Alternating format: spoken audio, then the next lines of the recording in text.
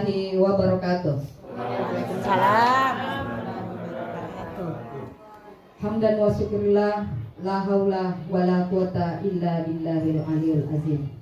Yang terhormat Bapak Kepala SMP Negeri 2 Bontonompok Selatan, yang kami hormati Bapak Wakil Kepala Sekolah SMP Negeri 2 Bontonompok Selatan, yang kami hormati guru penggerak kita Bapak Suwardi Sultan SPD Desa Roh,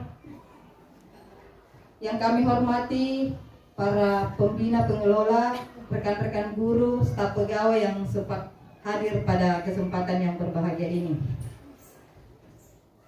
Puji syukur kita panjatkan kehadirat Allah Subhanahu wa taala oleh karena berkat rahmat dan hidayahnya sehingga kita masih diberikan kesehatan, kekuatan untuk berkumpul di sekolah ini dalam rangka mengikuti kegiatan pengimbasan modul 14 atau diseminasi modul 14 budaya positif oleh guru penggerak.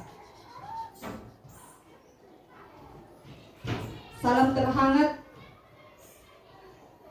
kita kepada junjungan Nabiullah Muhammad SAW, oleh karena Nabi yang menjadi tauladan untuk kita semua. Hadirin Bapak Ibu yang sama-sama berbahagia, untuk lebih mengefisienkan waktu, marilah kita memasuki acara ini. Acara yang pertama yaitu pembukaan. Marilah kita bersama-sama membuka acara ini dengan mengucapkan Bismillahirrahmanirrahim. Bismillahirrahmanirrahim. Acara kedua, arahan dari Bapak Kepala SMP Negeri 2 Bontonompok Selatan oleh Bapak Haji Abdul Hafid SPD MM. Kepada Bapak kami persilahkan dengan hormat.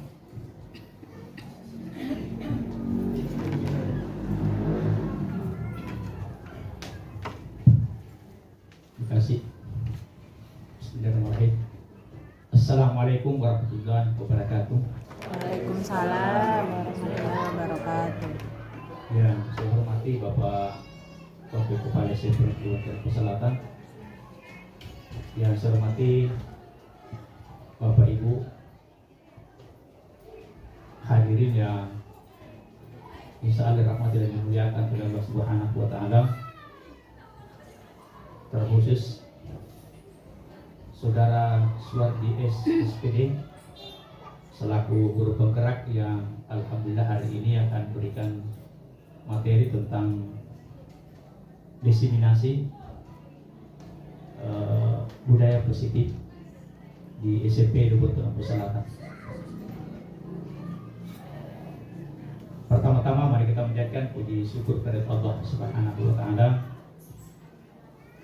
Oleh karena alhamdulillah berkat rahmat taufik dan hidayah jualah sehingga di pagi hari ini kita bisa berkumpul di ruang guru SMP Bontonompok Selatan dalam rangka menerima materi dari salah seorang guru kita yang lulus di guru penggerak, dalam hal ini Bapak Suwardi SPD.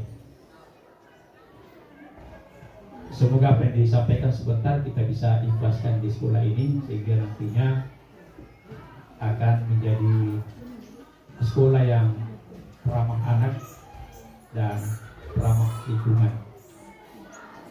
Salam dan salawat tak lupa pula kita kirimkan kepada baginda Rasulullah Muhammad SAW, Nabi yang membunuh tikar-tikar kebodohan dan membentangkan permadani kemaslahatan dan kepintaran sehingga alhamdulillah hari ini kita bisa nikmati. Bapak Ibu yang saya hormati, perkenalkan saya menyampaikan ucapan terima kasih kepada Pak Suwardi SPD yang hari ini menyempatkan dirinya memberikan materi diseminasi atau pembahasan budaya positif. Kemudian saya harapkan kepada Bapak Ibu apa yang disampaikan oleh pemateri sebentar bisa kita simak baik-baik sehingga apa yang didapatkan dari pemateri bisa kita aktualisasikan, bisa kita imbaskan, bisa kita laksanakan di sekolah kita ini, baik dalam hal proses belajar mengajar maupun kaitannya dengan tata tertib di sekolah kita. Kemudian harapan saya ketika ada materi sebentar yang relevan dengan tugas keseharian kita di sekolah ini dan mungkin kurang jelas, itu bisa dipertanyakan ke pemateri.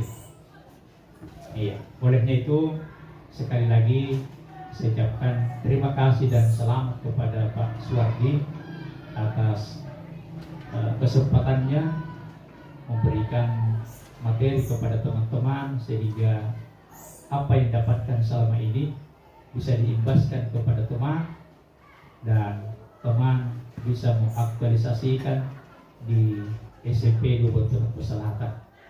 Saya kira di barangkali arahan singkat saya berhubung oleh karena ada juga kegiatan yang hari ini saya akan laksanakan ikuti di SMP 2 Palangga.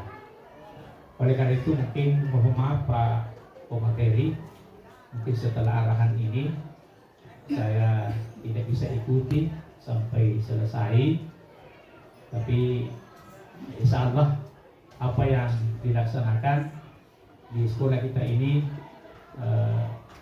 saya dukung, saya apresiasi terhadap apa yang diprogramkan di sekolah kita ini.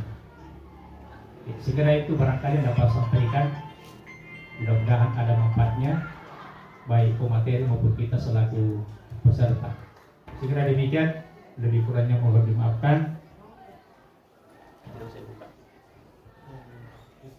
Iya, maka dengan ucapan Bismillahirrahmanirrahim saya nyatakan acara diseminasi atau pengimbasan budaya positif dalam hal ini akan merupakan modul 14 dengan ucapan Bismillahirrahmanirrahim. Demikian, lebih kurangnya mohon dimaafkan. Wabillahi taufiq wal hidayah. Assalamualaikum warahmatullahi wabarakatuh. Waalaikumsalam warahmatullahi wabarakatuh. Itulah tadi arahan dari Bapak Kepala SMP Negeri 2 Gubernur Selatan. Acara selanjutnya pemaparan materi diseminasi budaya positif oleh Bapak Suwardi SPD. Dengan ini kami persilakan dengan hormat.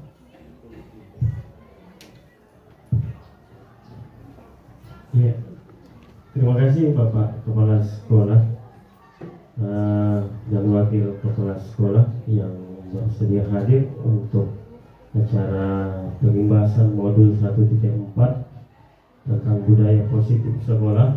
Ini merupakan sebuah tugas kami yang di guru penggerak yang merupakan salah satu syarat untuk melangkah ke modul selanjutnya.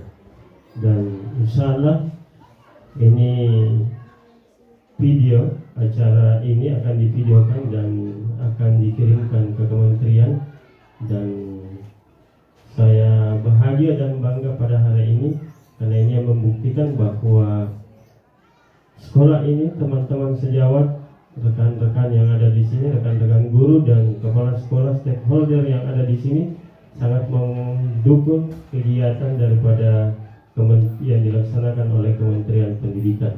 Ini akan dilihat oleh kementerian dan ini yang membuktikan bahwa sekolah di sini sangat mendukung apa yang diprogramkan oleh Kementerian Pendidikan Nasional. Sekali lagi terima kasih Pak. Kalau ada misalnya keperluan, mungkin saya akan lanjut dengan guru-guru yang akan ada di sini terkait dengan pengimbasan. Terima kasih. Oke, bisa mulai ya. Bismillahirrahmanirrahim. Assalamualaikum warahmatullahi wabarakatuh. Waalaikumsalam Waalaikumsalam warahmatullahi wabarakatuh. Pertama-tama marilah kita memanjatkan puji dan syukur kita atas kehadirat Allah Subhanahu wa taala, karena pada pagi yang berbahagia ini kita masih diberikan kesempatan untuk bertemu di tempat ini dalam rangka acara pengimbasan atau diseminasi modul 1.4 tentang budaya positif. Tak lupa pula kita kirimkan salam dan taslim atas junjungan yang besar Muhammad sallallahu alaihi wasallam, yakni Nabi yang merupakan teladan bagi kita semua dalam menjalani kehidupan kita sehari-hari. Rekan-rekan sekalian, sebelumnya saya masuk materi, saya sangat berterima kasih sekali karena sudah meluangkan waktunya untuk hadir di tempat ini dalam rangka kegiatan tersebut. Adapun tugas yang diberikan oleh Kementerian, salah satunya di modul 1.4 ini adalah aksi nyata. Ini adalah bentuk kegiatan aksi nyata dalam guru penggerak yang merupakan peimbasan kepada rekan sejawat apa-apa yang didapatkan di pendidikan guru penggerak. Mudah-mudahan setelah pengimbasan ini teman-teman yang lain sudah tergerak hatinya juga untuk mengikuti kegiatan guru penggerak. Alhamdulillah sudah ada beberapa orang yang sementara proses insya Allah akan lulus dan akan mengikuti, kalau lulus akan mengikuti tahap ini juga. Amin. Pengimbasan modul 1.4 tentang budaya positif. Kalau dikatakan budaya positif berarti kebiasaan yang akan kita lakukan di sekolah terkait dengan hal-hal yang positif. Adapun sebenarnya tujuan budaya positif, bagaimana kita nanti setelah ini ada gambaran bagaimana kita menciptakan suasana dan lingkungan sekolah itu yang menyenangkan buat Bapak Ibu guru dan juga menyenangkan untuk siswa-siswa. Mudah-mudahan kita bisa merealisasikannya. Oke, kita lanjut.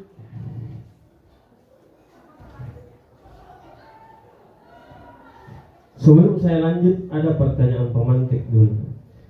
Silakan disimak rekan-rekan sekalian, Bapak Ibu guru. Yang pertama, apakah hukuman dapat mendisiplinkan anak? Ada yang mau berkomentar? Kira-kira apakah hukuman yang kita laksanakan selama ini, kan biasanya kalau ada siswa yang melanggar, Bapak Ibu, kita akan menghukum. Yang jadi pertanyaan saya, apakah hukuman itu akan bisa mendisiplinkan anak? Bisa. Maka tidak. Ada yang bilang tidak selamanya, ada yang bilang tidak selamanya. Alasannya Pak, bisa. Tergantung dari karakter anak kita berhukuman. Begitu Pak. Ya. Terima kasih atas. Ada jawaban lain?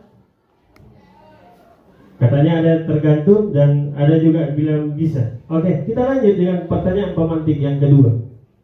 Pemberian hukuman dengan hal positif seperti membaca atau membersihkan halaman sekolah, apakah itu dapat mendisiplinkan anak?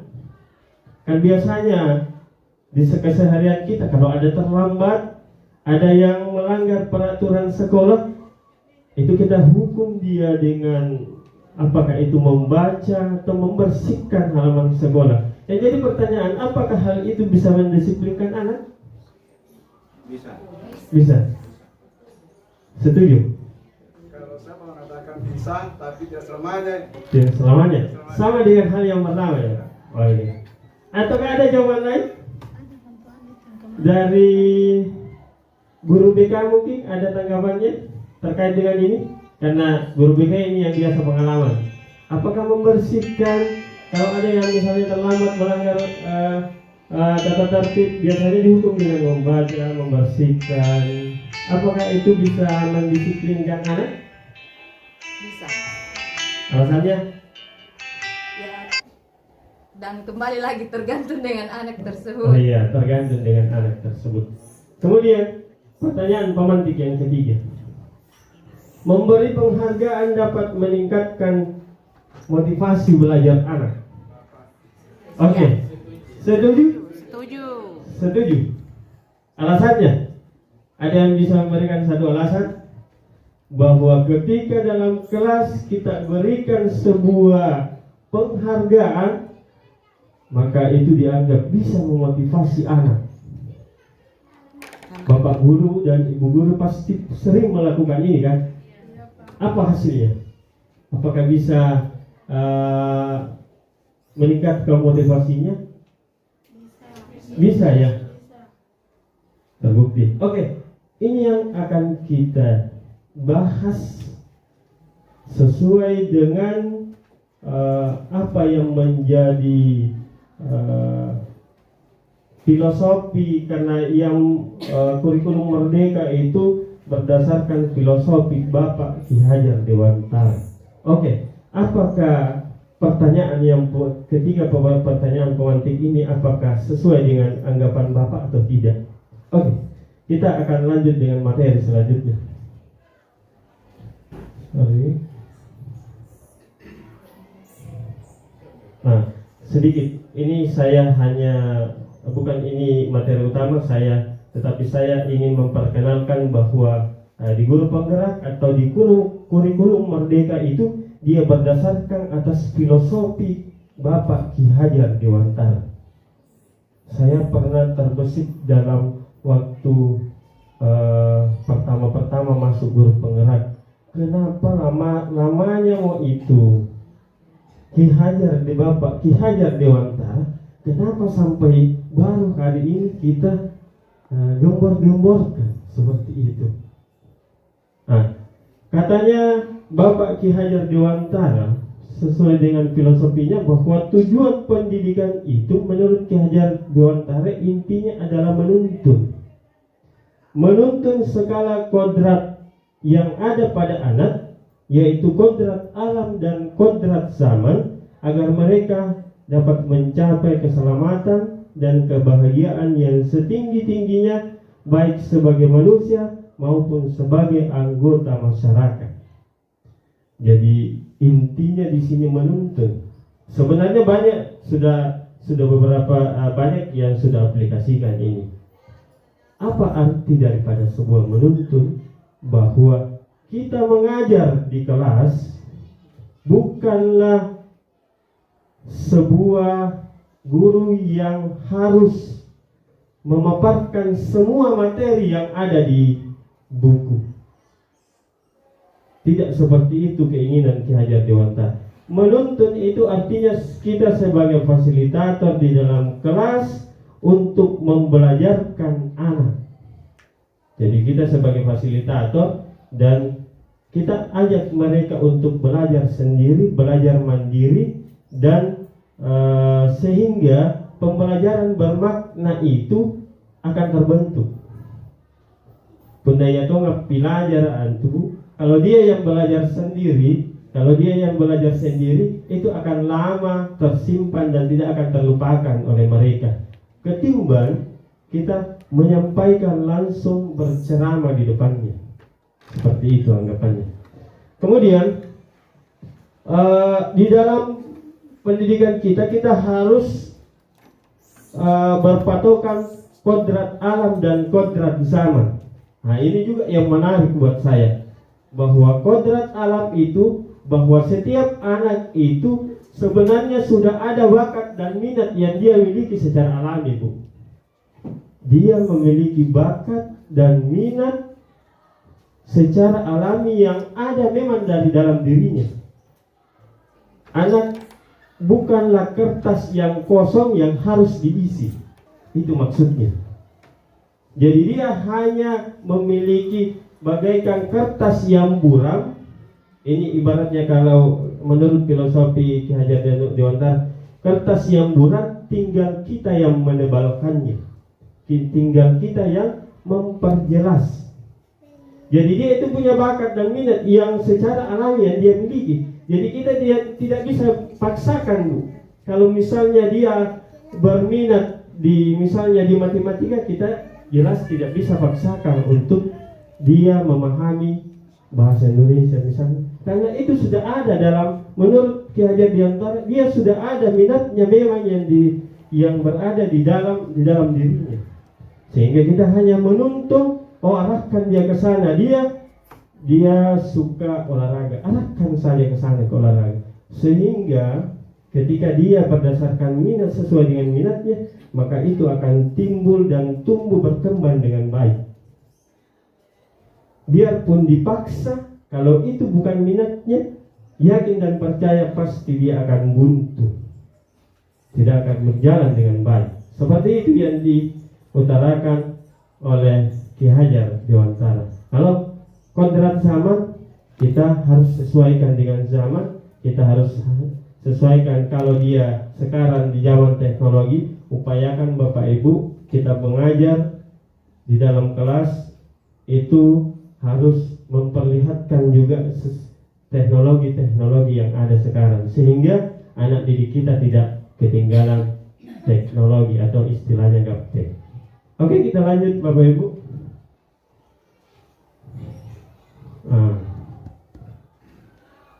Ki Hajar Dewantara mengibaratkan peran pendidik sebagai seorang petani. Kita lihat seorang petani, Bu, apa yang dia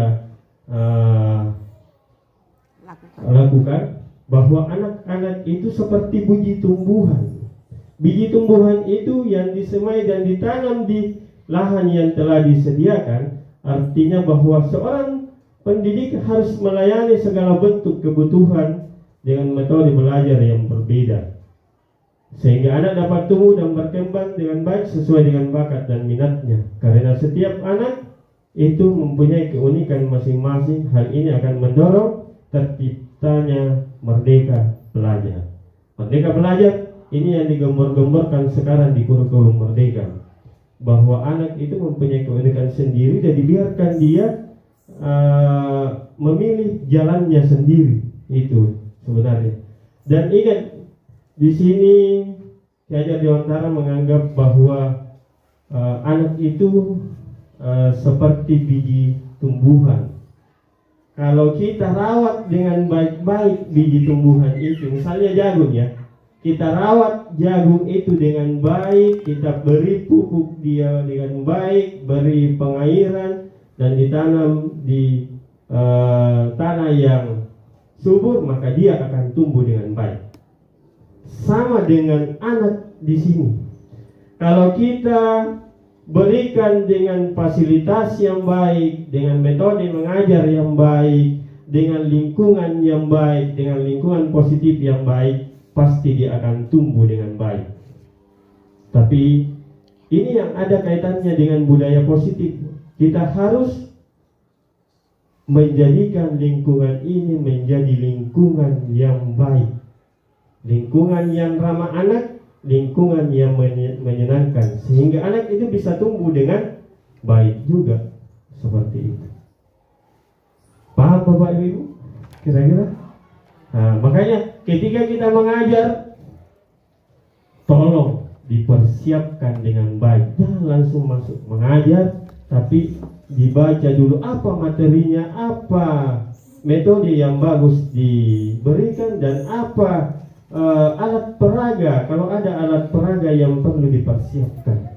Jangan Anda menuntut anak untuk baik hasilnya, baik ulangan hariannya, baik penyerapannya, kalau kita sendiri mengajarnya yang tidak baik.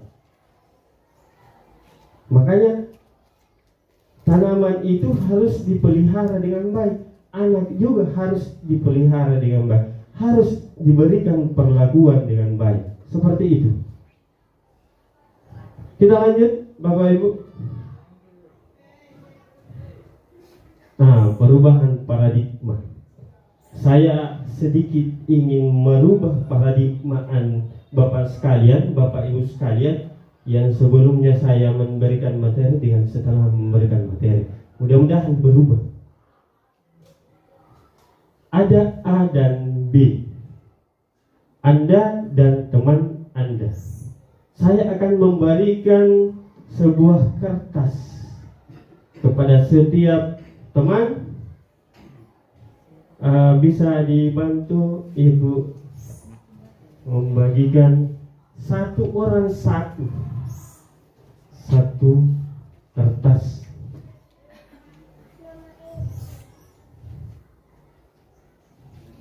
Kemudian di kertas itu tolong Anda tuliskan sesuatu yang sangat berharga buat Anda.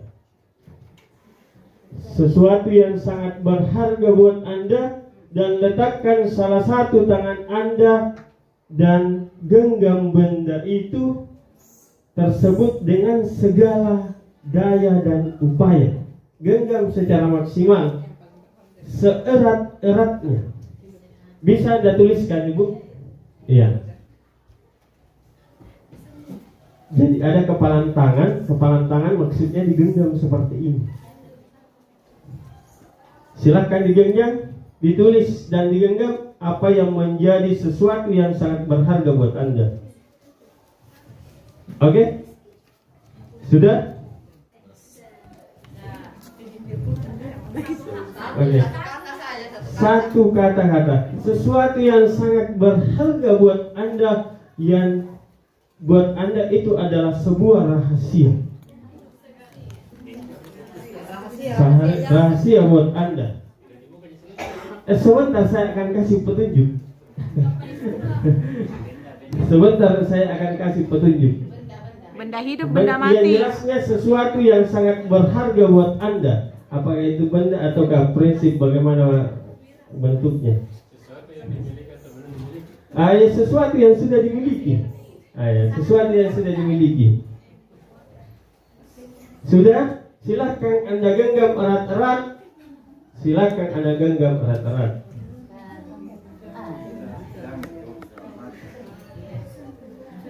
Oke, saya akan memberikan cari pasangan yang bisa ditemani untuk karena ini akan berpasangan A dan B. Ya, pasangan. Sudah? Coba. Itu digenggam sekuat-kuatnya. Oke, silakan Anda genggam dan coba teman pasangan Anda bergantian. Coba bergantian, jangan dulu. Bergantian mencoba untuk sekuat tenaga membuka genggamannya temannya yang di sampingnya, bergantian. Yang dilakukan itu adalah bisa membujuk. Jadi silakan berpasangan. Yang mana kita mau buka temannya, bisa membujuk temannya. Tapi yang satu ini, apakah tahan dengan bujukannya? Silahkan Anda mengancam, bisa mengancam. Kalau tidak kau buka ini, saya akan tinju kamu. Cuma mengancam ya. Kalau tidak kau, saya akan suruh pusat, seperti itu. Kemudian silahkan merayu, ataukah dia bisa disuap. Nanti kalau kau buka, saya kasih uang. Bisa kasih suap begitu. Suap. Kalau bisa dikasih nasi kuning kalau sebentar kalau dia buka. Oke, seperti itu. Mengancam, menyuap apa saja yang agar dapat membuka kepalan tangannya. Bagaimana? Sudah? Sudah satu? Coba bergantian. Bergantian. Bergantian. Sudah bergantian.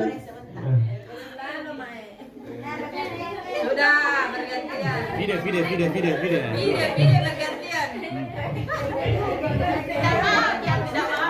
Oke.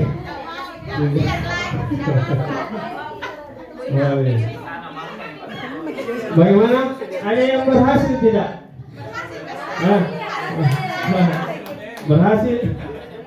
Berhasil katanya karena dikasih ATM. Dikasih ATM. Sebenarnya apa manfaat daripada apa yang akan saya lakukan? Iya, silakan Ibu Rahmawati. Makasih. Assalamualaikum warahmatullahi wabarakatuh. Waalaikumsalam warahmatullahi wabarakatuh. Dengan praktekkan tadi adegan saling memegang tangan di sini. Artinya apabila ada sesuatu yang kita sudah pegang, artinya di dalam penyampaian materi nantinya itu kita kalau kita sudah memberikan kepada anak itu apakah materi itu bermanfaat kepada anak itu nantinya, maka sesuatu itu kita harus pegang baik-baik. Artinya punya prinsip bahwa sesuatu itu harus kita pertahankan baik-baik demi masa depan anak-anak kita semua. Oke. Terima kasih, tepuk tangan dulu. Saya tanya Pak Kamil. Pak Kamil dibuka waktu di Rayu sama Pak Rahman? Tidak cuma sanggup. dibuka. Tidak dibuka. Kenapa tidak dibuka? Ada alasannya kenapa tidak mau dibuka? Saya memiliki prinsip bahwa apa yang saya sudah genggam saya akan sulit untuk melepasnya. Betul. Oke, tepuk tangan. Ada yang buka? Tidak. Oke. Apa filosofinya ini? Bahwa Cinta kita harus bertahan. kita harus pertahankan. Ini menandakan Bu, Bapak Ibu, bahwa kontrol kita, kontrol untuk membuka dan menutup genggaman ini ada pada kita. Ada pada kita. Kita mau membuka sesuai dengan keinginan kita. Mungkin ada sesuatu rayuan atau bujukan sehingga kita membuka, ataupun tidak membukanya karena menganggap seperti itu tadi, sesuatu yang saya sudah genggam erat-erat saya tidak akan membukanya. Artinya kontrol ini ada sama kita, terserah kita. Apa hubungannya dengan anak didik kita? Bahwa apapun yang kita berikan sama dia, atau hukuman atau dan lain sebagainya, kita tidak bisa rubah kecuali dia sendiri yang merubahnya. Dia sendiri yang akan merubahnya. Kita tidak bisa, walaupun hukuman yang diberikan, walaupun cuci WC dan lain, push up dan lain sebagainya, kita tidak bisa berubahnya untuk tidak terlambat, untuk tidak nakal. Karena kontrolnya itu ada pada diri mereka. Sehingga apa yang kita lakukan, pahamkan dia, yakinkan dia bahwa apa yang Anda lakukan itu adalah sesuatu kesalahan. Jangan paksa dia, jangan rayu dia untuk berubah, tapi yakinkan dia bahwa sesuatu itu adalah sebuah kesalahan dan harus dirubah. Manfaatnya tidak ada. Seperti itu. Jadi kontrolnya Bu, kalau kita menghadapi anak-anak, kontrolnya kalau kita menghadapi anak-anak bukan pada kita, tapi pada anak itu sendiri. Terbukti kan? Itu tadi, ada yang membuka dan ada yang tidak. Sama juga dengan seperti anak. Segera paham ya Bu? Jadi kita berubah paradigma kita yakinkan. Sebentar ada untuk meyakinkan anak. Bagaimana cara untuk meyakinkan anak supaya dia bisa berubah. Oke, kita lanjut. Topik pembahasan kita ada disiplin positif dan nilai-nilai kebijakan universal, kemudian teori motivasi, hukuman dan penghargaan, restitusi, keyakinan kelas, kebutuhan dasar manusia dan dunia berkualitas, kemudian posisi kontrol dan segitiga restitusi. Kemudian itu yang akan kita bahas pada hari ini. Kemudian kita lanjut. Yang pertama adalah disiplin positif dan nilai-nilai kebijakan universal. Teori kontrol yang seperti tadi yang saya anukan, ini adalah penjelasannya, bahwa ketika hanya stimulus respon yang diberikan, bahwa kita mencoba mengubah orang agar berpandangan sama dengan kita. Tidak seperti itu. Belum tentu ketika kita memaparkan sama anak untuk sama pandangan kita, itu tidak bisa. Tapi marilah kita berusaha untuk memahami pandangannya mereka. Jadi kita masuk ke pandangannya mereka, ke anak, baru kita rubah sedikit demi sedikit. Kemudian perilaku buruk di stimulus respon, ini yang akan kita, ini yang diupayakan harus kita lakukan yang di sini. Teori kontrol dan pilihan. Orang bisa orang lain bisa mengontrol saya. Ternyata Anda tidak bisa mengontrol orang lain seperti yang tadi kita lakukan. Kemudian pemaksaan ada pada saat bujukan gagal. Kolaborasi, jadi kita berkolaborasi dengan siswa. Bukan kita yang harus memerintahnya, tapi kita kerjasama dengan siswa untuk memahamkan dia bagaimana keyakinan atau peraturan kita harus tegakkan. Kemudian model berpikir menang kalah. Artinya kalau kita menghukum siswa, kita akan merasa menang, dan siswa pasti akan merasa kalah. Seperti itu prinsipnya. Dan ketika ini model berpikir teori kontrolnya bahwa kita berusaha bahwa siswa menang, kita juga menang. Jangan berpikiran kalau kita menghukum siswa bahwa kita menang, siswa itu kalah. Itu seperti itu. Jangan seperti itu. Karena ada imbasnya nanti ke siswa. Seperti itu. Ada imbas negatifnya.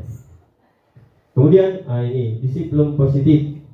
Ada teori kontrol itu ada 4. Anda tidak bisa mengontrol orang lain. Ini makna disiplin belajar kontrol diri dengan menggali potensi agar tujuan mulia sesuatu yang kita inginkan berdasarkan nilai-nilai yang kita hargai. Ini adalah bagian daripada disiplin positif. Saya akan jelaskan secara rinci pada tahap selanjutnya. Kemudian ada teori motivasi, kemudian 5 posisi kontrol dan kebutuhan dasar manusia. Oke, kita lanjut. Ini kebijakan, nilai-nilai kebijakan universal.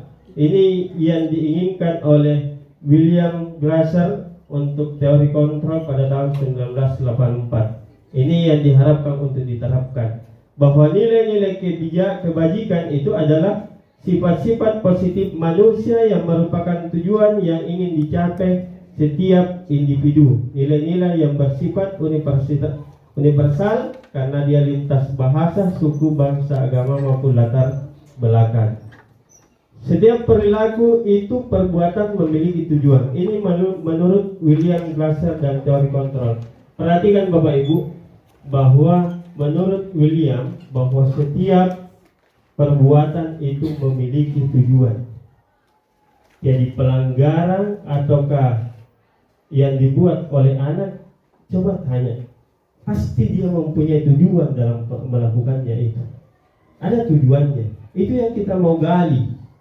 Kemudian dari perbuatan, ketika perbuatan kesalahan itu, kita akan rubah menjadi bahwa meyakinkan dia bahwa perbuatan itu yang dilakukan adalah sebuah kesalahan.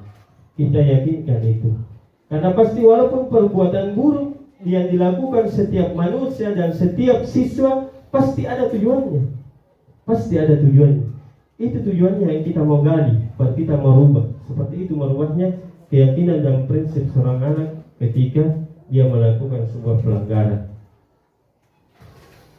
Dengan mengaitkan nilai-nilai kebajikan yang diyakini seseorang, maka motivasi intrinsik yang akan kita bangun sehingga menggerakkan motivasi yang dicapai tujuan yang mulia yang diinginkan. Ini menulis Dian Gossen 1998.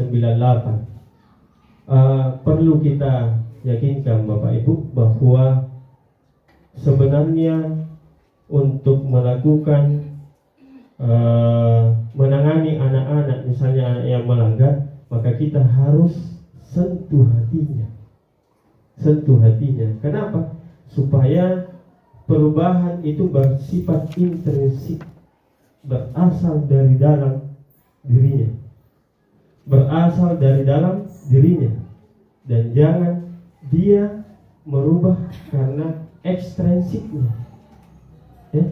Dia merubah ekstrinsiknya, artinya berasal dari luar. Karena faktor dari luar. Jangan itu, karena itu kalau faktor dari luar itu hanya bersifat sementara. Contoh, kalau saya terlambat, pasti saya akan dihukum cuci WC. Itu motivasi ekstrinsik atau intrinsik? Ekstrinsik.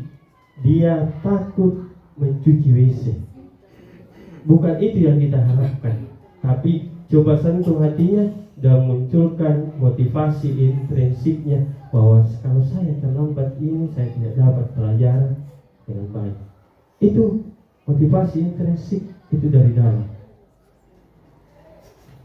Kemudian nilai-nilai kebijakan yang diperoleh setiap anak Indonesia yang kita kenal dengan profil pelajar Pancasila. Ini tujuan daripada Merdeka Belajar. Tujuan utama dari kurikulum Merdeka Belajar adalah membentuk siswa dengan profil pelajar Pancasila.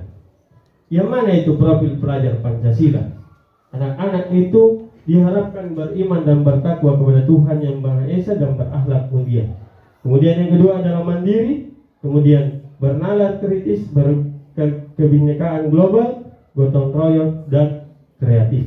Ini yang diharapkan oleh kurikulum Merdeka Belajar. Sebenarnya juga kurikulum yang lama juga seperti ini, hanya beda-beda sedikit. Beda-beda sedikit. Oke, kita lanjut. Itu kebijakan universal. Teori, motivasi, dan hukuman penghargaan dan restitusi. Kita lanjut. Nah, ini yang saya katakan tadi. Ternyata ada teori motivasi perilaku manusia. Ada 3. Yang pertama itu adalah untuk menghindari ketidaknyamanan atau hukuman. Itu yang tadi saya bilang, bahwa terkadang siswa kita sendiri misalnya, kita sendiri takut terlambat karena mungkin takut ditegur sama kepala sekolah, ya kan? Ataukah takut terlambat karena malu-malu sama kepala sekolah. Itu apa? Motivasi ekstrinsik atau eksternal. Ataukah yang kedua, untuk mendapatkan imbalan dari orang lain atau institusi. Nah, ini sudah mulai terjawab ini. Imbalan. Ternyata juga sama penerapannya di situ. Kita takut terlambat karena takut pengurangan gaji. Kan biasanya begitu. Iya. Takut jangan terlambat, jangan sampai dipotong gajiku. Nah, itu juga motivasi eksternal. Sama dengan siswa. Terkadang siswa takut terlambat karena dia takut dihukum. Ya, seperti itu. Ini motivasi eksternal. Ini yang kita nomor 3, ini yang kita harapkan bersama. Motivasi internal untuk menghargai diri sendiri. Saya akan menjadi orang seperti apa bila saya melakukannya. Kalau saya rajin terus, cepat datang, yang saya harapkan adalah untuk memenuhi tanggung jawab saya sebagai guru, untuk membelajarkan anak sesuai dengan waktunya. Itu motivasi intrinsik. Itu yang kita harapkan. Kenapa kita tidak beranggapan bahwa ketika saya melaksanakan tugas dan tanggung jawab saya itu akan berberkah? Itu kan motivasi intrinsik. Seperti kalau itu yang kita lakukan, maka amanlah di jam pertama. Aman. Bapak Wakil Kepala Sekolah. Dan aman untuk tidak terlambat pada waktu-waktu pergantian jam. Kita lanjut. Ada lagi, ada yang kenal Bapak ini? Muncul lagi Bapak Ki Hajar Dewantara, Merdeka. Ini sudah masuk Merdeka Belajar. Menurut Bapak Ki Hajar Dewantara, merdeka itu tidak hanya terlepas dari perintah. Bukan hanya tidak terlepas dari perintah, ini yang dikatakan Merdeka Belajar. Tapi akan tetapi mari kita juga cakap untuk memerintah diri sendiri. Mari kita motivasi diri kita sendiri untuk selalu rajin dan melaksanakan sesuai tugas dan tanggung jawab kita, sehingga kita bisa dikatakan sebagai guru yang merdeka. Jelas ya Bu? Oke, kita lanjut. Ini sudah masuk pada pertanyaan pemantik tadi terkait dengan penghargaan. Tadi semua sepakat bahwa penghargaan itu dapat memotivasi siswa.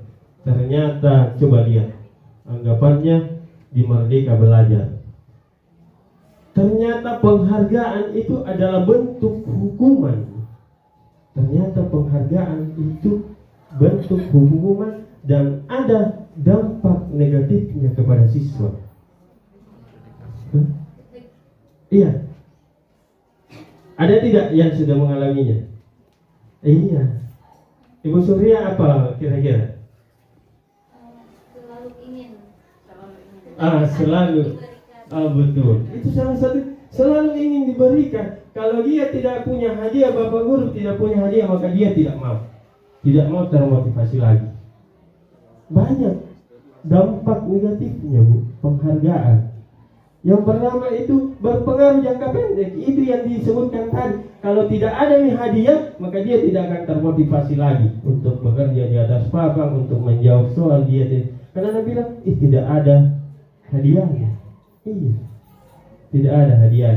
Kemudian penghargaan itu artinya menghukum, mematikan karakter anak. Kalau satu dikasih penghargaan, yang lain itu menganggap, jangan misalnya deh, tidak dapat ya hadiah.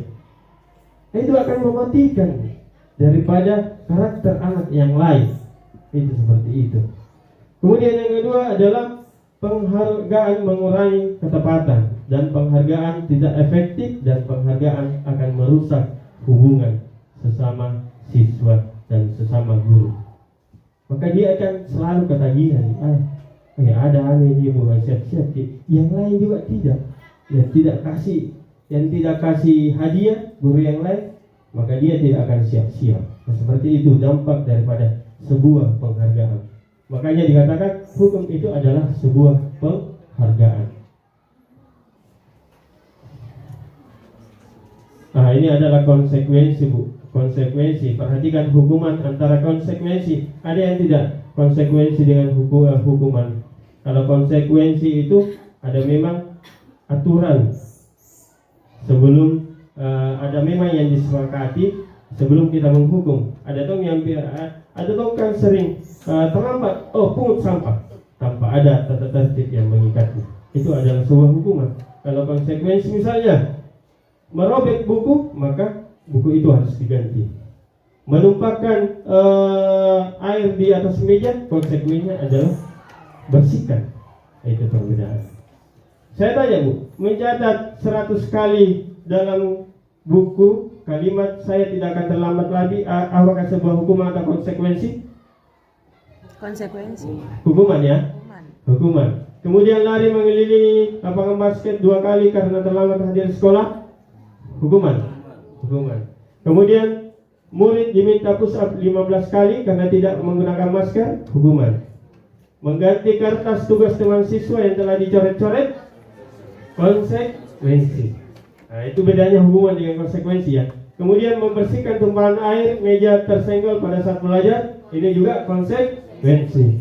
Kemudian murid disuruh untuk tidak mengenakan sepatu harian di sekolah karena tidak mengenakan sepatu hitam. Lari mengelilingi lapangan basket 2 kali karena terlambat 10 menit dalam pelajaran PJOK. Hukuman atau konsekuensi, Bu? Hukuman? Hukuman atau konsekuensi? Hukuman. Coba kita lihat.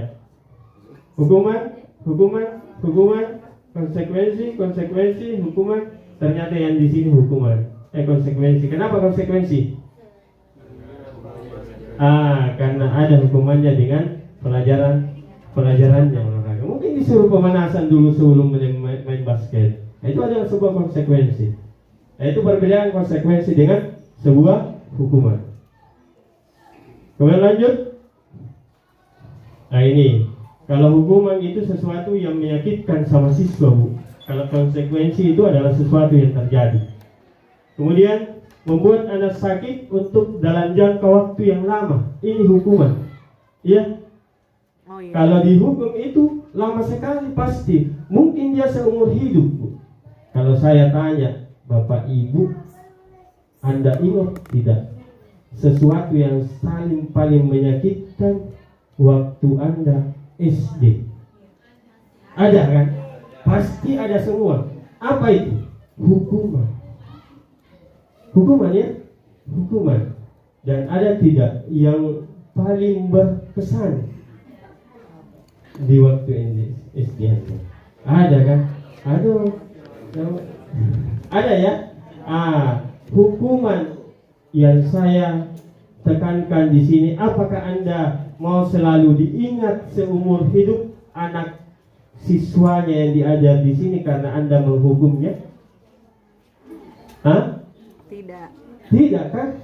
Makanya tolong jangan dikasih hukuman yang membuat dia mengingat seumur hidupnya. Iya? Mengingat seumur hidupnya. Pasti dia ingat seumur hidupnya itu. Kalau dia, karena itu sangat menyakitkan, karena hukuman ini bersifat menyakitkan. Membuat anak membenci kedisiplinan.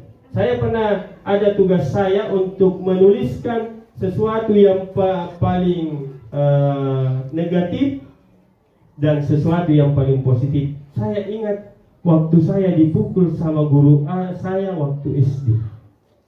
Nah, seperti itu. Kan itu dampak daripada sebuah hukuman. Dan yang perlu kita tekankan di sini adalah penerapan, adalah konsekuensi. Karena konsekuensi itu adalah sesuatu yang harus terjadi, membuat anak merasa tidak nyaman memang, tapi dia dalam waktu jangka pendek. Kemudian anak menghargai disiplin, stimulus tanggapan, mendorong anak untuk agar bisa menyesuaikan diri. Oke, kita lanjut. Nah, sekarang restitusi.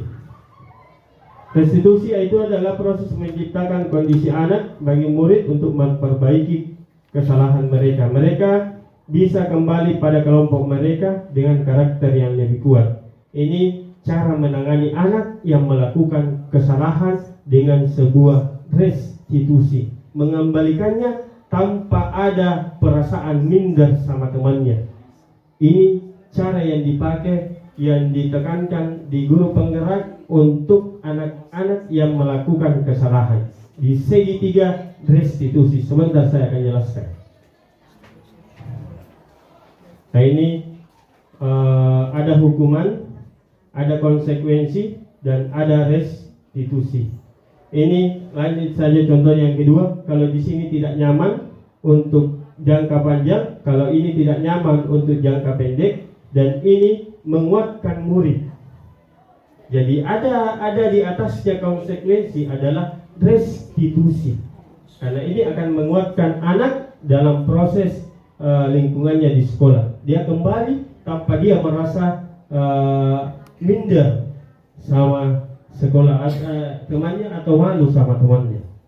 Nah, korban akan mendapatkan ganti, murid akan mendapatkan penguatan. Kalau di sini konsekuensi, murid dibuat tidak nyaman. Di sini murid akan tersakiti. Kalau di restitusi, murid akan mendapatkan penguatan. Kalau di hukuman, perilaku pasif agresif meningkat. Kalau ini penguatan, bertahan dalam jangka waktu pendek. Kalau ini restitusi, masalah akan terpecahkan. Nah, itu. Kalau ini sistem tidak akan berjalan bila murid tidak takut. Kalau hukumannya tidak berjalan kalau tidak takut. Kalau memerlukan monitoring, ini konsekuensi, dan ini restitusi, murid belajar bertanggung jawab untuk perilakunya. Oke, kita lanjut. Akan ciri-ciri restitusi. Ini bukan untuk menembus kesalahan, namun untuk belajar dari kesalahan, memperbaiki hubungan, tawaran bukan paksaan.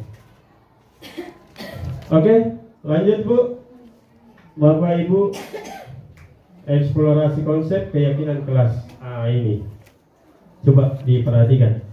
Mengapa tidak peraturan? Mengapa harus keyakinan? Beda peraturan dengan keyakinan. Beda-beda tipis, Bu. Tapi yang diharapkan di sini bukan peraturan yang kita terapkan pada sekolah dan kelas, tapi keyakinan yang kita harus buat di sekolah dan di kelas. Coba perhatikan. Kenapa bukan peraturan? Ada contohnya. Peraturan itu, mengapa kita memiliki peraturan harus menggunakan helm bila mengendarai kendaraan roda 2? Aturannya adalah pakailah helm ketika beroda 2, kalau tidak ditilang. Itu adalah sebuah apa? Peraturan, kan? Kenapa kita tidak? Keyakinannya adalah kalau kita tidak memakai helm, maka itu akan membahayakan keselamatan kita. Itu keyakinannya. Itu yang kita akan tumbuhkan ke sosialisasikan ke anak. Bukan peraturan tapi sebuah keyakinan. Contoh yang kedua, mengapa kita memiliki peraturan 3M menggunakan masker, mencuci tangan dan menjaga jarak? Mengapa kita memiliki peraturan harus datang tepat waktu pada saat mengikuti pelatihan? Kenapa harus peraturan? Karena peraturan itu akan mendukung daripada motivasi ekstrinsik kalau peraturan. Kalau keyakinan intrinsik. Coba Bapak Ibu.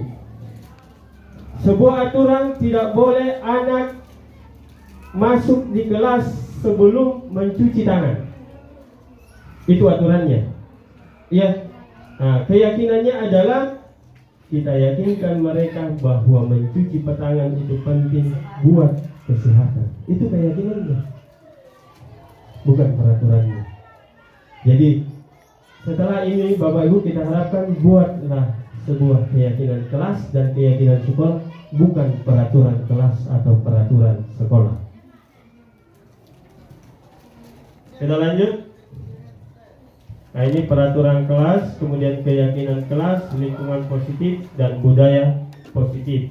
Peraturan kelas ini, keyakinan kelas itu akan menimbulkan lingkungan yang positif, dan lingkungan positif akan menimbulkan budaya yang positif. Seperti itu. Kemudian yang selanjutnya, ini adalah contoh keyakinan kelas, kesepakatan kelas yang saya harus lakukan, dan mudah-mudahan Bapak Ibu mengikutinya. Kita harapkan kami guru dan murid yang saling menyayangi, ya. Kemudian kami murid yang semangat belajar, kemudian kami murid yang peduli dengan teman-teman. Ini adalah bentuk keyakinan, bukan sebuah peraturan.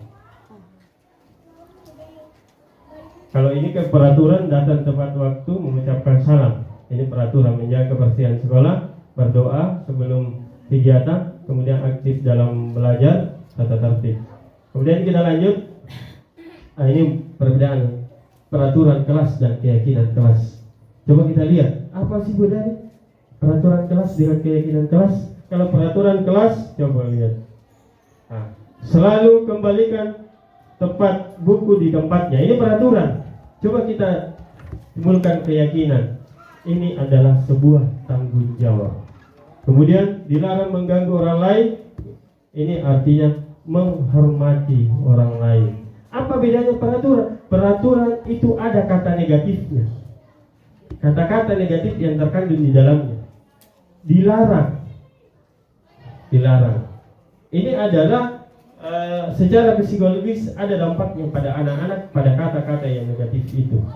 Kita berusaha untuk memunculkan yang positif saja, seperti menghormati orang lain, kemudian menghormati orang lain dan berkomitmen, kemudian keselamatan dan menghormati orang lain, kesehatan, menghormati orang lain dan bersabar, kesehatan dan keselamatan. Nah, itu bentuk daripada sebuah keyakinan. Kemudian kita lanjut Bapak Ibu, kebutuhan dasar manusia. Perhatikan Bapak Ibu, sebenarnya ada yang mendasari kenapa siswa-siswa kita melakukan sebuah pelanggaran. Kalau menurut dalam sebuah teori, ternyata ada 4 kebutuhan dasar manusia yang ketika tidak terpenuhi maka dia akan melakukan pelanggaran. Itu. Yang pertama adalah terkadang siswa melakukan pelanggaran karena kasih sayang dan rasa diterimanya kurang, tidak ada. Mungkin karena rasa kasih sayang dari orang tua atau dari guru yang kan ada itu karakter anak yang mau selalu diperhatikan. Kalau dia tidak terpenuhi itu maka dia akan melakukan sesuatu yang tidak diinginkan supaya dia diperhatikan. Kalau itu terpenuhi maka dia tidak melakukan apa-apa. Maka ketika ini tidak terpenuhi maka dia akan melakukan pelanggaran. Kemudian yang kedua adalah penguasaan. Terkadang ada siswa itu yang selalu ingin berkuasa di kelas. Kalau dia tidak terpenuhi maka dia akan melakukan pelanggaran. Berontak dia bully teman-temannya kalau dia tidak terpenuhi. Kalau dia ada yang menentang. Kemudian kesenangan, mungkin ini yang lumrah ya, bahwa setiap orang kalau dia tidak senang dalam hidupnya atau dalam kelas pasti akan melakukan suatu perbuatan yang tidak diinginkan. Kemudian bebas, kalau dia tidak bebas maka akan jauh. Kemudian bertahan hidup. Ini kebutuhan dasar yang ketika tidak terpenuhi maka itu akan melakukan sebuah pelanggaran. Kemudian selanjutnya 5 posisi kontrol. Ini yang saya tertarik dengan menjelaskannya, terutama dengan guru BK. 5 posisi kontrol, baik guru sebenarnya. 5 posisi kontrol dalam menghadapi siswa kita. Yang pertama itu terkadang kita bertindak sebagai penghukum. Ya, penghukum itu bagaimana? Kalau datang siswa melanggar, langsung dihukum. Terlambat pungut sampah, terlambat cuci WC, itu namanya penghukum. Silakan nanti melihat di mana posisi saya. Di mana posisi saya? Itu satu penghukum. Membuat orang merasa bersalah. Dia berceramah dan mengatakan seharusnya ibu kecewa, bapak kecewa dengan melihat perbuatan ini. Apa dampaknya psikisnya sama anak?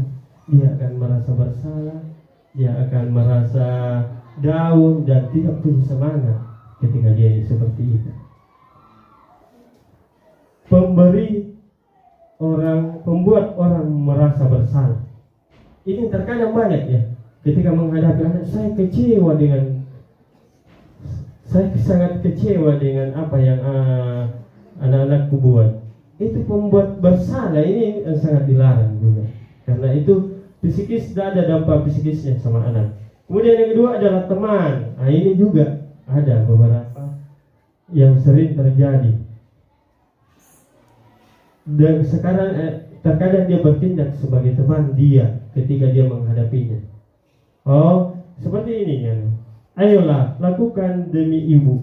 Itu lakukan perubahan demi ibu. Masa kamu tidak mau? Ingat, tidak pernah ibu bantu. Apa yang pernah ibu bantu?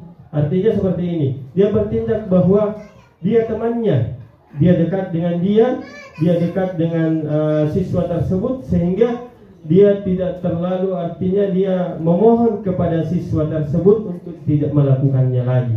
Memohon, dia merendahkan sedikit apa yang dia menjadi posisinya sebagai guru dan memohon kepada siswa tersebut. Itu yang terkadang juga terjadi. Kemudian pemantau, apa peraturannya? Dia menganggap, oh apa peraturannya itu? Kamu melanggar seperti ini, ya seperti itu. Itu pemantau. Dan kita yang diharapkan itu sebagai guru adalah bertindak sebagai manajer. Bertindak sebagai manajer itu adalah menguatkan pribadi anak.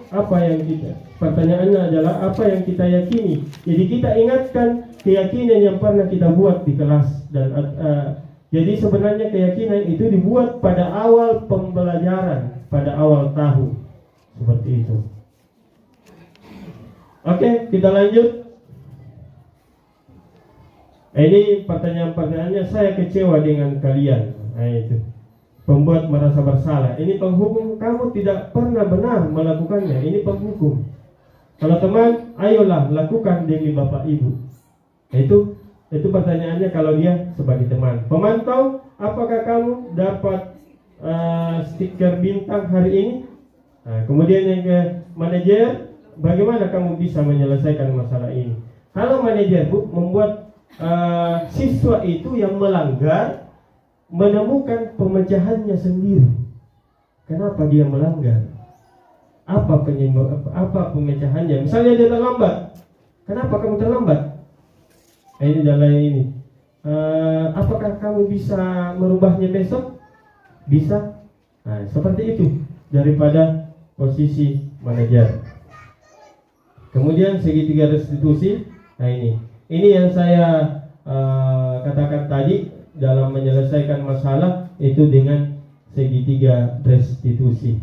Yang pertama adalah menstabilkan identitas, kemudian menanyakan keyakinan, kemudian validasi kebutuhan.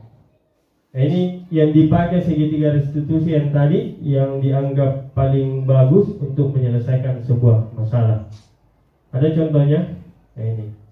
Yang pertama menstabilkan identitas. Jadi kalau ada yang melanggar, ini yang ditanyakan. Kalau dalam segitiga restitusi, berbuat salah itu suatu hal yang manusiawi.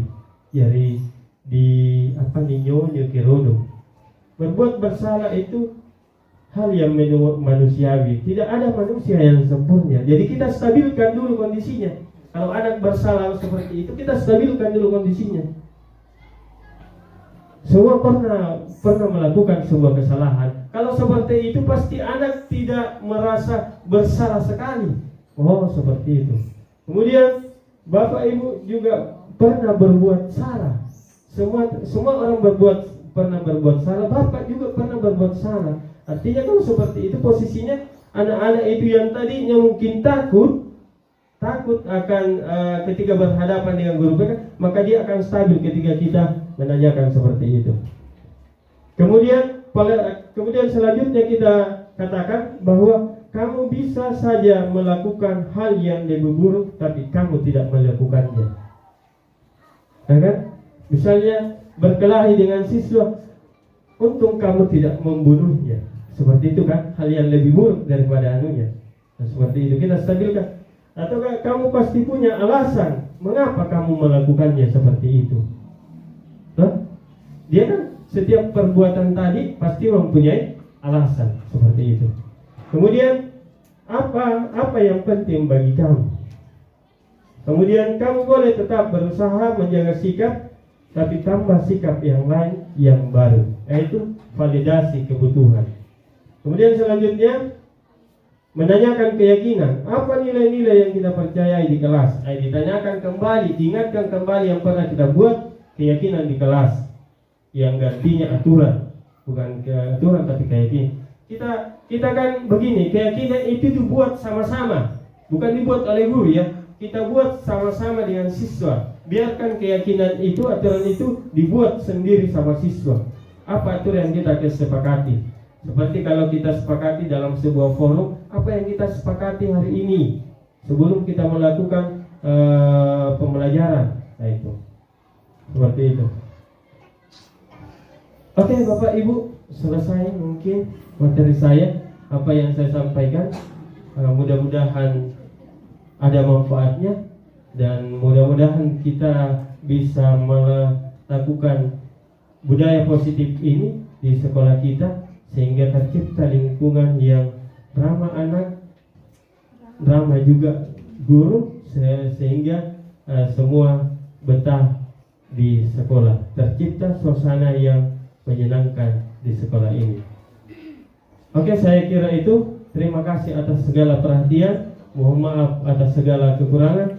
Saya ucapkan terima kasih atas segala perhatiannya dan juga kehadirannya di sini meluangkan waktu. Dan saya akhiri dengan ucapan billahi fisabilil haq fastabiqul khairat. Assalamualaikum warahmatullahi wabarakatuh. Waalaikumsalam warahmatullahi wabarakatuh. Tadi pemaparan materi dari Bapak Suwardi SPD. Acara selanjutnya sesi tanya jawab. Jadi bagi teman-teman guru yang ingin menanyakan terkait dengan materi tadi, silahkan. Ya, saya persilakan untuk saudara Pak Kamil untuk menanyakan. Ya, baik. Assalamualaikum warahmatullahi wabarakatuh. Ya, terima kasih Pak atas kesempatan yang diberikan. Dalam hal ini saya sangat tertarik dengan tema materi pada hari ini, yaitu budaya positif. Apa yang disampaikan tadi tentang budaya positif, paling tidak ada gambaran untuk nanti kita terapkan dalam ruang lingkup sekolah ke depan nantinya. Yang menjadi pertanyaan saya, karena ini terkait masalah hukuman dan hukuman, karena kadangkala ini sangat berbeda jauh apa yang menjadi teori dan apa yang di lapangan yang kami rasakan. Kemudian yang kami ingin pertanyakan yaitu pendekatan atau metode apa yang harus dilakukan untuk mendapatkan hati peserta didik dengan berbagai macam karakter yang ada di kelas ataupun dalam role lingkup sekolah. Terima kasih.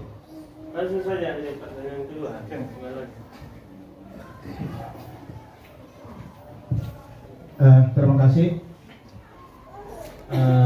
Materi yang dipaparkan oleh tadi oleh Bapak Paswardi, calon atau guru penggerak. Ada beberapa materi tadi yang saya garis bawahi, dan ini memang tujuan utama pendidikan kita. Dari apa yang menjadi filosofi tadi Kiai Haji Ki Hajar Dewantara tentang menuntun, kata menuntun di situ. Ini sebetulnya terkait dengan hal itu, sebetulnya pembelajaran inilah yang sebetulnya diterapkan oleh negara-negara maju sebetulnya.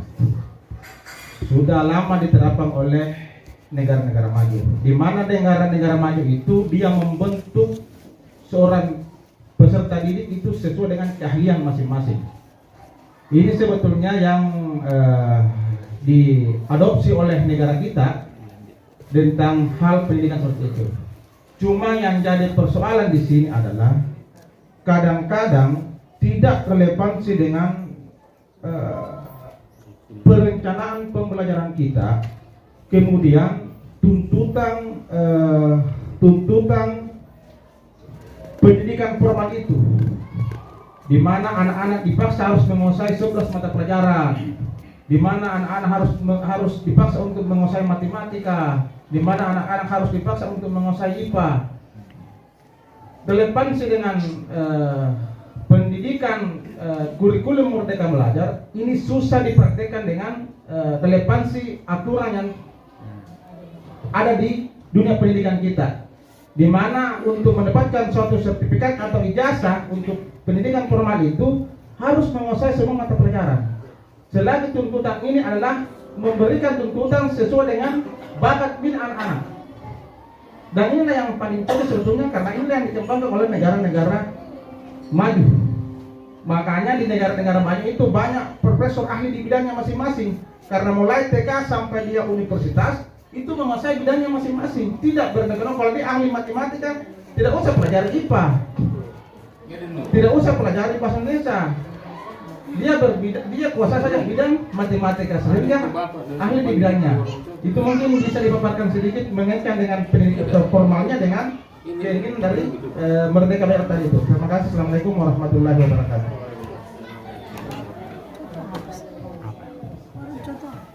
Banyak ini. Terima kasih. Bismillahirrahmanirrahim. Assalamualaikum warahmatullahi wabarakatuh. Terima kasih atas kesempatan yang diberikan. Saya selaku BK sangat tertarik dengan materi yang dipaparkan oleh Bapak selaku guru penggerak. Berbicara tentang budaya positif, beberapa kasus yang saya tangani selaku guru BK di sini, yaitu ada beberapa siswa yang sering bolos, dan ternyata siswa ini hanya nongkrong di belakang kelas dan mengajak temannya untuk merokok. Jadi dua kata ini kita underline, yaitu bolos dengan merokok, berarti dua pelanggaran. Nah, di sini yang jadi pertanyaan saya, bagaimana kira-kira langkah apa yang kita ambil untuk sesuai dengan judul kita yaitu budaya positif, bagaimana cara mengimplementasikan atau bagaimana cara menerapkan nilai-nilai ini dengan paparan tadi Bapak mengatakan segitiga restitusi. Jadi bagaimana meyakinkan intrinsiknya untuk menangani siswa tersebut. Terima kasih. Cukup 3 dulu, nanti saya lupa. Oke, sangat menarik diskusi kita. Terima kasih atas pertanyaan. Saya berusaha untuk memberikan apa yang saya ketahui dan saya dapatkan di pendidikan guru penggerak dan pengalaman selama ini saya mengajar. Pertanyaan pertama dari Pak Kamil terkait dengan karakter siswa yang banyak, yang bervariasi, bagaimana kita menyentuh hatinya dengan baik. Artinya kalau saya beranggapan bahwa siswa itu melakukan pelanggaran, perhatikan, melakukan pelanggaran karena dia tidak terpenuhi daripada yang tadi, kebutuhan 5 kebutuhan dasar manusia. Artinya terkait ini dengan pertanyaan Ibu Ade yang terkait dengan bolos tadi, dengan merokok, ketika dia melakukan pelanggaran, mari kita panggil dia dengan baik-baik.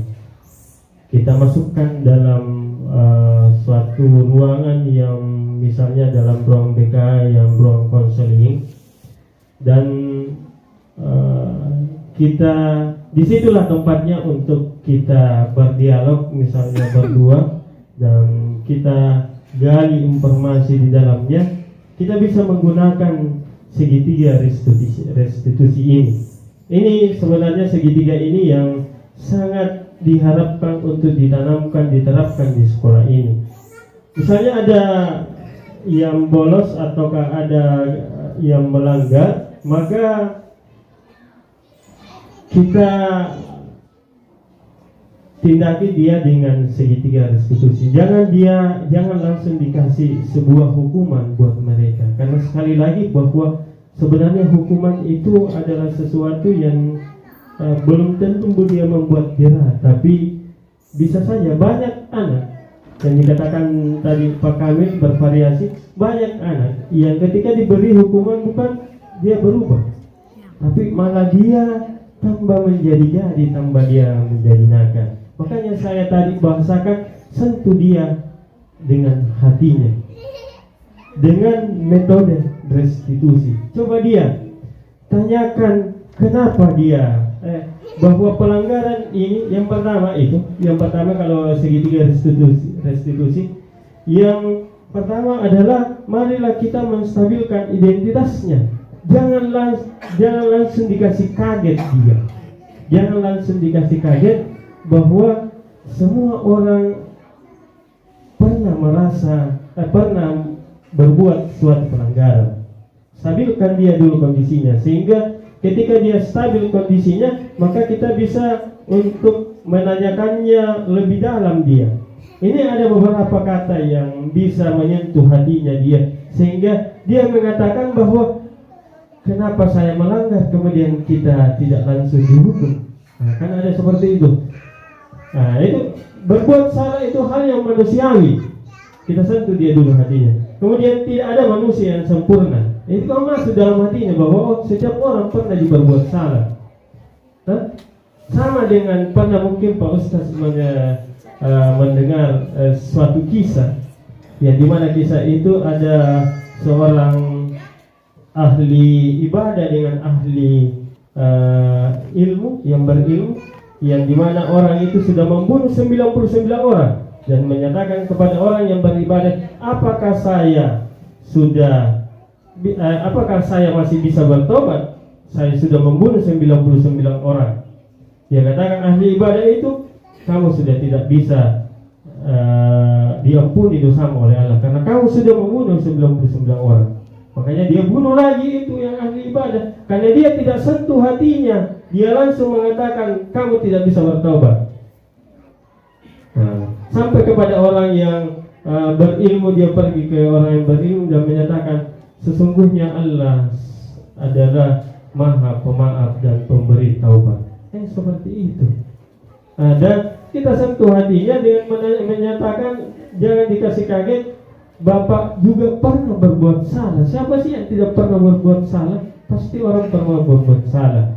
Kemudian kita pasti bisa menyelesaikan permasalahan ini. Kita giring dia bahwa permasalahan ini adalah sesuatu yang biasa terjadi, sehingga nantinya stabil dia kondisinya. Baru kita lanjut dengan pertanyaan yang kedua. Kamu bisa kan melakukan hal yang lebih buruk lagi daripada ini. Kamu pasti punya alasan mengapa kamu melakukan pelanggaran ini. Mengapa kamu merokok? Kenapa kamu bolos? Pasti dia punya alasan. Tanyakan alasannya. Tanyakan alasannya kepada dia. Kenapa kamu merokok? Pasti ada alasannya itu. Kenapa kamu terlambat? Ketika dia tahu punya alasan, oh ini karena ikut sama teman saya, ataukah saya terlambat karena terlambat bangun tidur, akan seperti itu. Kemudian kita kan sudah tahu permasalahannya, oh dia terlambat bangun tidur, suruh dia pecahkan masalahnya sendiri. Suruh dia pecahkan masalahnya sendiri. Kalau terlambat tidur, bagaimana kira-kira solusinya? Nah, mungkin dia menyatakan, saya mungkin akan cepat bangun besok. Saya akan tidak ikut lagi sama teman saya untuk bolos dan merokok. Nah, kita sentuh hatinya. Kalau begitu kan sudah ada solusi yang diberikan, dan solusinya itu bukan dari kita, tapi dia sendiri yang memberikan solusi. Bukan dari dia, bukan dari kita, tapi dia sendiri yang memberikan solusi itu, sehingga muncul dari dalam benak, oh saya sendiri yang memberikan solusi ini, masa saya mau melanggarnya sendiri? Nah, saya sudah memberikan solusi sama ibu. Nah, itu cara yang kedua adalah validasi kebutuhannya. Nah, kemudian yang ketiga, tanyakan lagi pelanggaran dan nilai-nilai yang pernah kita sepakati di kelas. Apa nilai-nilai yang pernah kita sepakati di kelas? Tanggung jawab, kita harus bertanggung jawab, kita harus apa-apa yang disepakati di kelas tadi, dan menanyakan kapan kamu mau berubah. Dia sendiri tanyakan, kembalikan ke dia, kapan kamu mau berubah? Oh, besok Pak. Oke, saya tunggu besok. Tapi setelah itu tolong adakan pendampingan, karena bisa saja anak yang setelah itu bisa jadi melanggar kembali. Adakan pendampingan terus, kontrol dia, seperti itu. Itu berkaitan dengan pertanyaan Pak Kamil dengan pertanyaan Ibu Adi. Kalau menurut Pak Rahmat, bahwa kita harus di bidangnya masing-masing yang kita geluti itu adalah diupayakan itu yang terus kita lakukan, atau misalnya di permainan bulu tangkis seperti Cina itu. Cina itu mulai dari kecil, orang yang ahli tenis meja di situ mulai dari kecil dia. Mulai dari kecil itu yang diharapkan. Dia terus menggenjot mulai dari kecil, tidak sama dengan kita di sini, bahwa kalau kita nanti SMA baru melakukan sebuah pemilihan jurusan, tidak dari SD. Kalau pintar IPA terus, mungkin ada pertimbangannya juga sebenarnya. Dalam dasar misalnya matematika itu ada dasar-dasar yang harus kita ketahui dalam manfaatnya dalam kehidupan sehari-hari kita. Ya, sebenarnya ini yang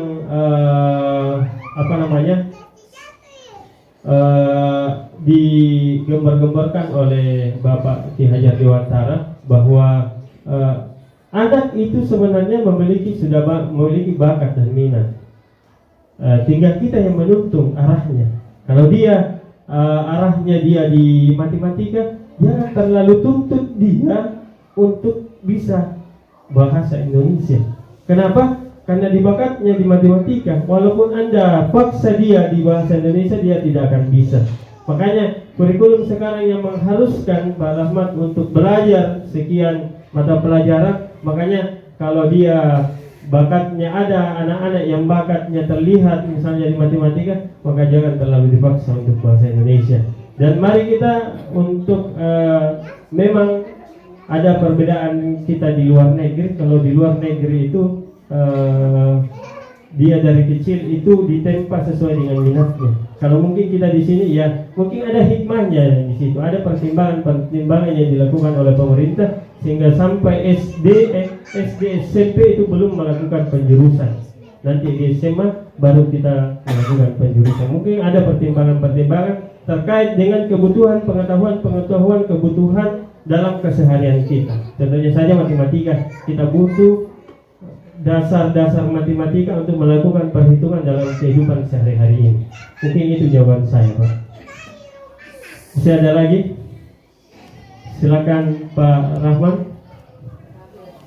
Terakhir ya, karena sudah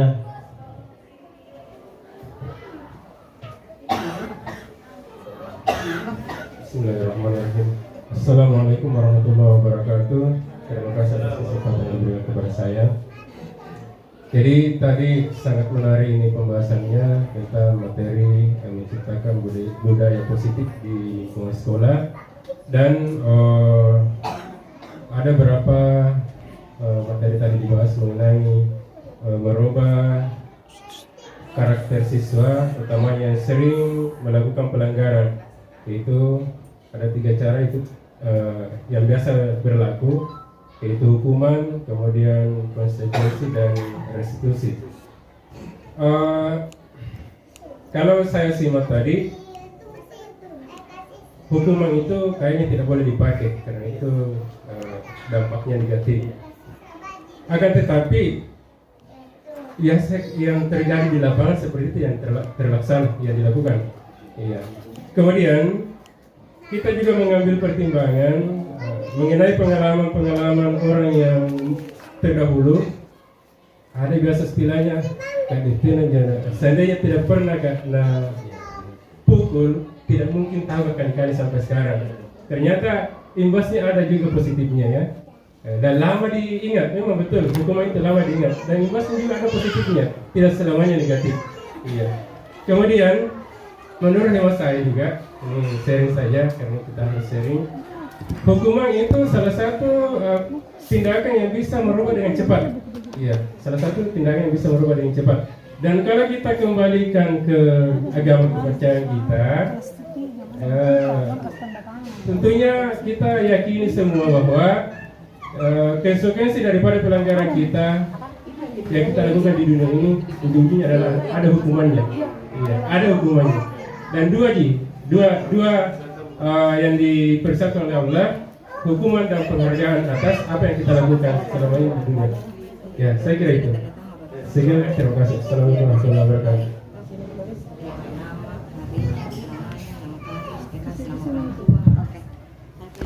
Terima kasih, pertanyaan yang menarik. Semakin alat daripada diskusi kita pada hari ini. Ada beberapa saya lihat tanggapan yang dilakukan oleh Pak Rahmat.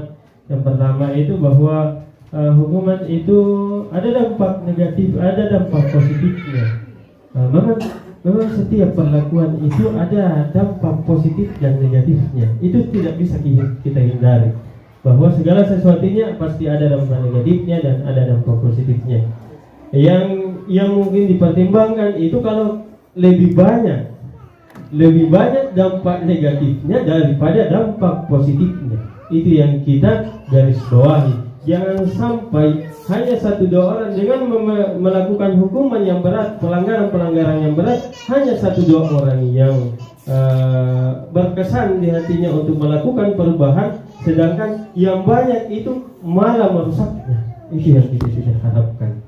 Kemudian pertanyaan yang kedua, harus ada hukuman karena dalam agama juga seharusnya ada hukuman.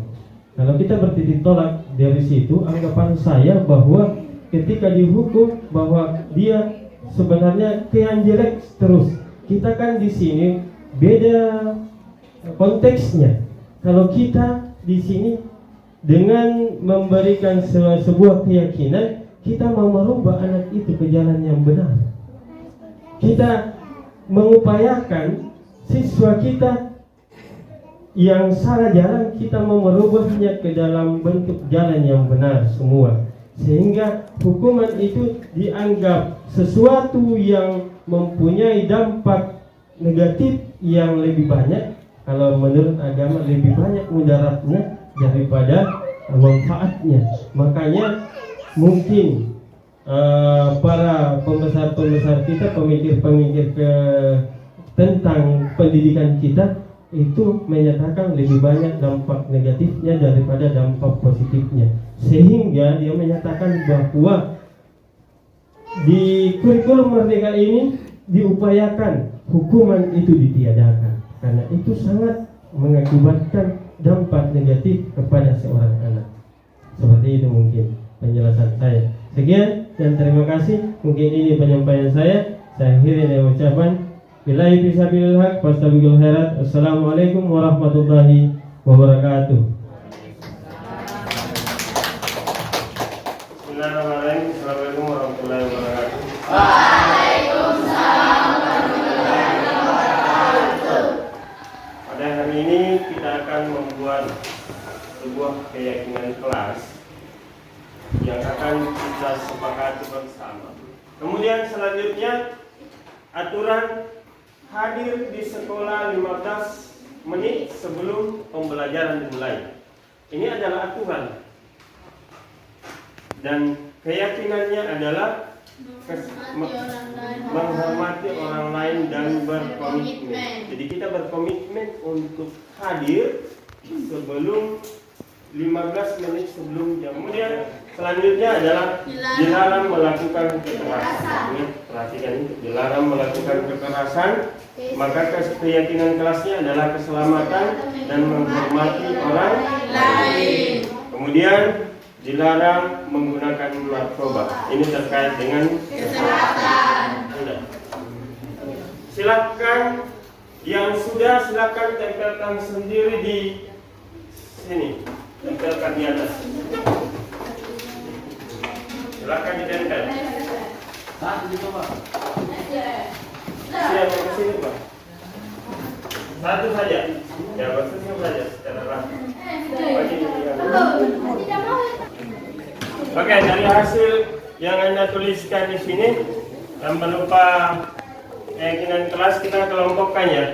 Yang pertama, dilarang mengganggu. Dilarang mengganggu ini adalah menghormati orang lain. Ya, kita di sini tempatkan menghormati orang lain. Oke, perhatikan kesepakatan kelas atau keyakinan kelas Anda sendiri yang kuat, dan ini ada berapa kelompok yang Anda sepakati di sini? 1, 2, 3, 4, 5, 6, ya, 6. Yaitu tanggung jawab menghormati orang lain, kemudian keselamatan, kemudian kesehatan, menghormati orang lain. Menghormati orang lain. Itu yang ini akan kita tulis dalam sebuah kertas karton manila dan kita akan pajang di kelas.